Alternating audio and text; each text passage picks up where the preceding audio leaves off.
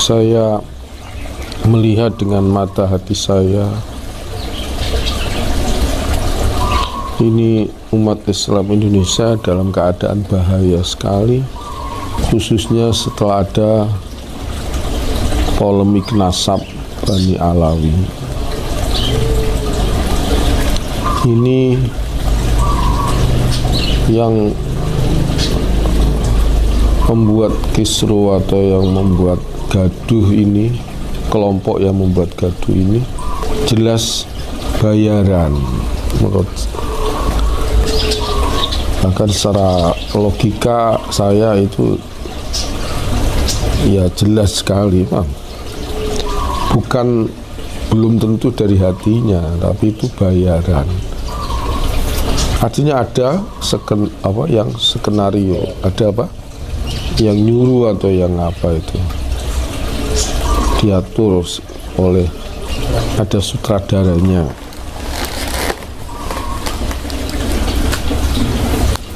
Karena mendadak di samping itu mendekati Pilpres 24 ya. Jadi tujuannya macam-macam, targetnya itu macam-macam. Tujuannya supaya pamor habaib hilang, habaib ahli sunnah maksud saya. Begitu juga kiai yang ahli sunnah,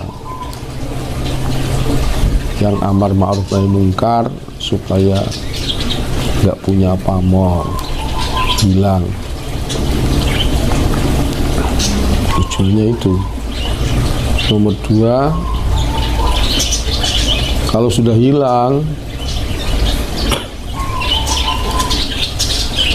kayak yang ada di rapat-rapatnya kelompoknya IMAT itu, kan ada rapat yang bocor ya, dibocorkan. Wah,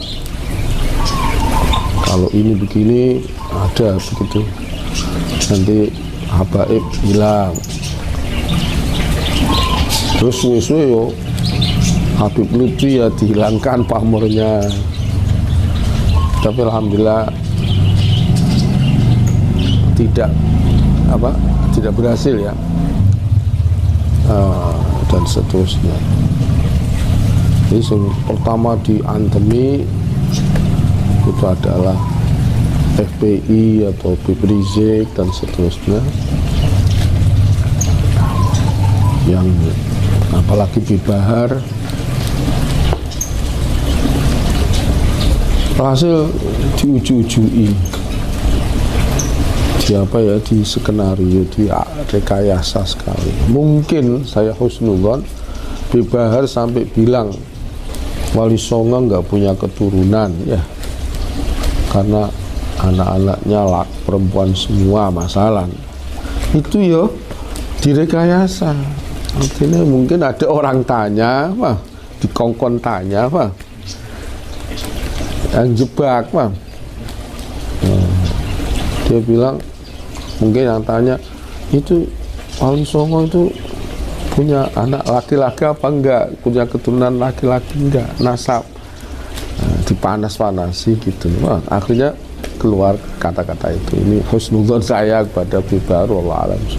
Tapi saya sendiri ya sebagai manusia ya mangkel juga ya, dibilang Wali Songo enggak punya keturunan laki-laki, itu mangkel juga. Tapi ya sekedar husnuzon aja seperti itu. Mungkin ada yang jebak, ada yang seperti dulu ada Bahar dicucuk kakinya, mungkin ya ada orang disuruh begitu supaya ketok habaib itu sombong-sombong ya. Padahal yang sombong ya 1-2 oknum, Bang. Walhasil ini permainan fitnah istilahnya, bahasa lagi ini fitnah. Jadi saya ulangi lagi, itu targetnya macam-macam nanti supaya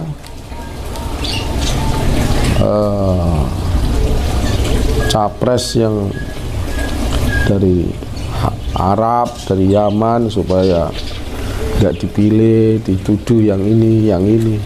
Padahal capres dari Yaman, keturunan Yaman ya. Itu mbah-mbahnya dulu termasuk pejuang kemerdekaan. Dan nasionalis artinya bukan rasis ya. Dari tujuannya macam. Dan yang paling mengerikan saya karena dari dulu sudah melawan Syiah lillahi ta'ala, bukan disuruh orang, dari hati saya sendiri, karena saya tahu bahayanya Syiah.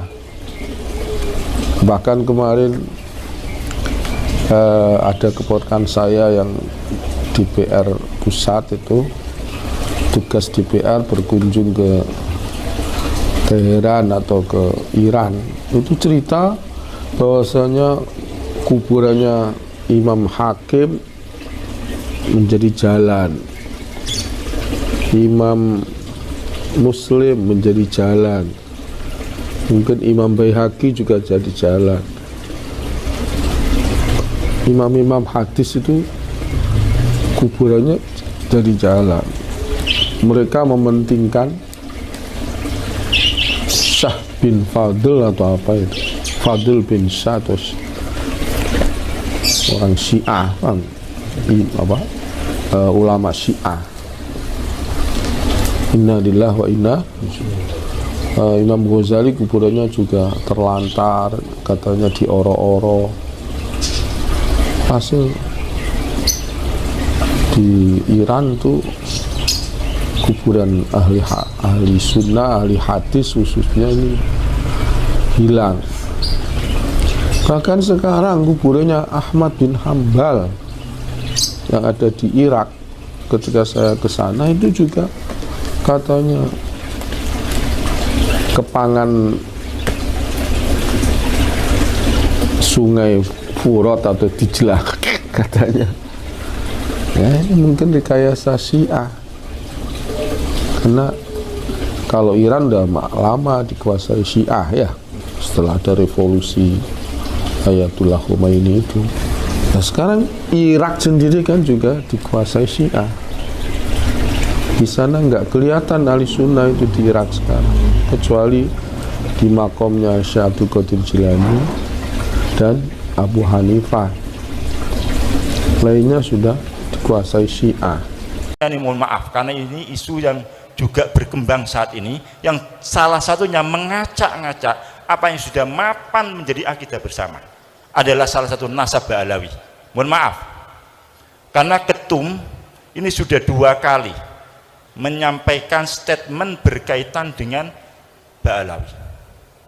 Jadi menurut ketua PBNU di Jamiah Nahdlatul Ulama sudah bisa dikatakan ijma, mereka semua para kiai-kiai kita mengakui terhadap nasab Bani Ali Ba'alawi seluruhnya. Kenapa ini saya akan sampaikan? Kalau ini dibiarkan, orang yang mengacak-ngacak ini kita biarkan, maka ini akan mengakibatkan runtuhnya akidah kita, runtuhnya pegangan kita. Hampir dikatakan seluruh sanad ilmu dari masyayikh Jamiah Nahdlatul Ulama itu adalah mengarah pada Sadatina Ali Ba'alawi. Kalau kemudian ini diteruskan, berarti kredibilitas mereka akan diragukan. Ada habda Rasulullah, man intasaba ila ghairi abihi alaihi laknatullah. Siapa yang mengaku nasab pada selain ayahnya, maka dia akan mengarah mendapat laknat dari Allah Subhanahu wa taala.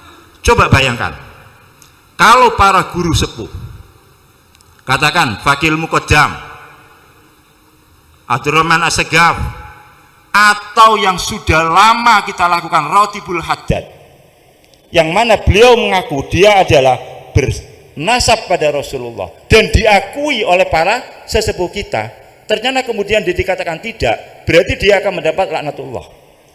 Kalau itu kita percayai, yang baru-baru ini, yang anyar-anyaran ini, itu kita percayai, berarti kita akan melecehkan Kiai Hamid, akan melecehkan Kiai Nawawi Sidogiri, akan melecehkan seluruh kiai-kiai kita seluruhnya, termasuk Mbah Mun. Kemudian bagaimana dengan ilmu yang kita? Kalau mereka kita lecehkan satu saja, berarti kita anggap mereka orang pembohong. Itu adalah suatu pelecehan yang sangat sekali. Berarti sama sekarang ini. Cuman ini di arah yang lain. Maka saya sangat sependapat dengan Rois Surya Kendal yang statement, kalau ini dibiarkan itu akan merusak pada sendi-sendi Jamiah Nahdlatul Ulama. Ketum sudah 2 kali ini statement keras sekali dalam menyikapi permasalahan ini. Oleh karena itu kami mohon seluruh warga Jamiah Nahdlatul Ulama, sudahlah, mari kita kembali fasallim li ahlillah. Kiai Hamid, Habib Soleh, Kiai Ahmad Jufri, Kiai Nawawi itu ahlullah semuanya. Kita jangan mengedepankan akal yang cuma picek, ya, akal yang sedikit, tahunya cuma 1 kitab 2 kitab, ngomongnya kayak macam-macam. Kita serahkan pada ahlillah.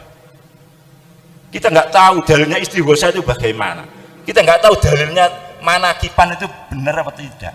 Kita tidak tahu dalilnya tahlilan itu benar atau tidak.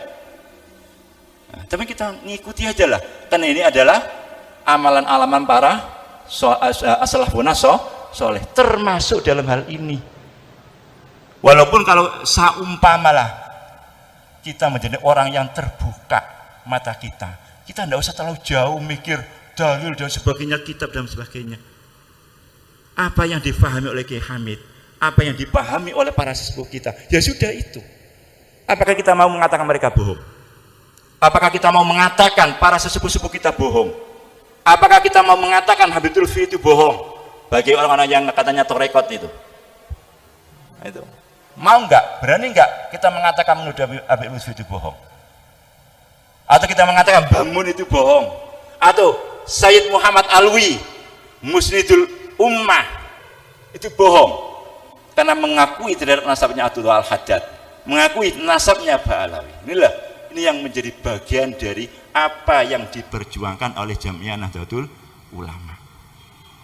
Jadi riayatul ummah itu bermacam-macam, termasuk bagaimana kita menjaga tradisi-tradisi kita, baik berakidah, kemudian syariah dan sebagainya. Walaupun yang saya masuk akidah ini bukan akidah yang berkaitan dengan uluhiyah dan sebagainya, cuman pemahaman yang sudah baku yang kita terima dari para sesepuh-sesepuh kita. Inilah termasuk bagian dari Jamiah Nahdlatul Ulama. Oleh karena terus terang apa yang terjadi beberapa waktu yang lalu, kemudian saya membuat statement untuk saya meminta logo itu dihilangkan, itu saya dapat teguran dari PB. Karena flyer itu diterima oleh salah satu pengurus PB, kemudian WA, mohon kalau itu bukan kegiatan NU, nama lambang NU, karena kalau sudah memasukkan lambang NU berarti acara itu resmi acara NU. Kalau acara itu resmi acara NU tidak boleh bertentangan. Pada statement ketum sudah jelas. Kalau itu ada lambang NU berarti resmi NU, berarti harus tunduk pada apa yang sudah ditetapkan oleh Jamiah Nahdlatul Ulama. Oleh karena itu saya mohon ke depan ini terus akan terjadi hal yang demikian ini. Tantangan kita banyak. Oleh karena itu maka kita harus selalu merapatkan barisan.